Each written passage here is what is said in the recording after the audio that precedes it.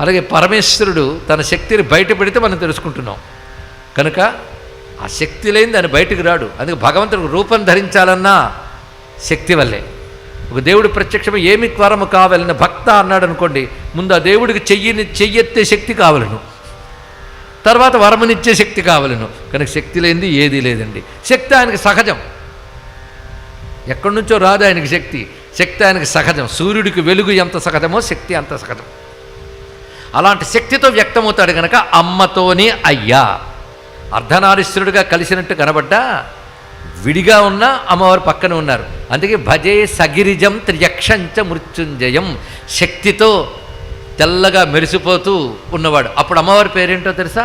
అమృతేశ్వరి. అదే అమృతేశ్వరి, అమృతేశ్వరుడు.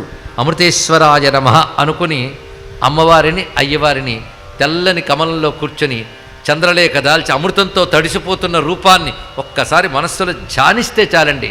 మనలో అకాల మృత్యు, అపమృత్యు, అజ్ఞానాది వికారాలు పోవడమే కాకుండా వివిధ రోగములు కూడా నశిస్తాయి. ఈ ప్రక్రియలు కొంచెం ఈ చెప్తున్న చిట్కాలను మీరు అనుకున్నా సరే ఈ కొద్దిపాటి చేస్తే బాగుంటామండి. పెద్ద పెద్ద హోమాలు యాగాలు చేసేవాళ్ళు చేయనియండి, అవి చేయలేదని బాధపడక్కర్లేదు.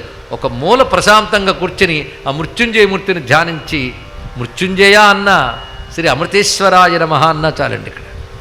అందుకే ఆయనే వైద్యనాథుడు, ఆయనే అమృతేశ్వరుడు. ఇలాంటి మృత్యుంజయ స్వరూపాన్ని మనం ధ్యానించాం. మార్కండేయుడిని కాపాడిన మృత్యుంజయునికి నమస్కారం చేసుకుందాం ఇక్కడ. అయితే మనం ఏదో రూపంలో ధ్యానిస్తాం, కానీ శివుడు మాత్రం నిన్ను ఎలా అనుగ్రహించాలో ఆ రూపంలోనే వస్తాడు.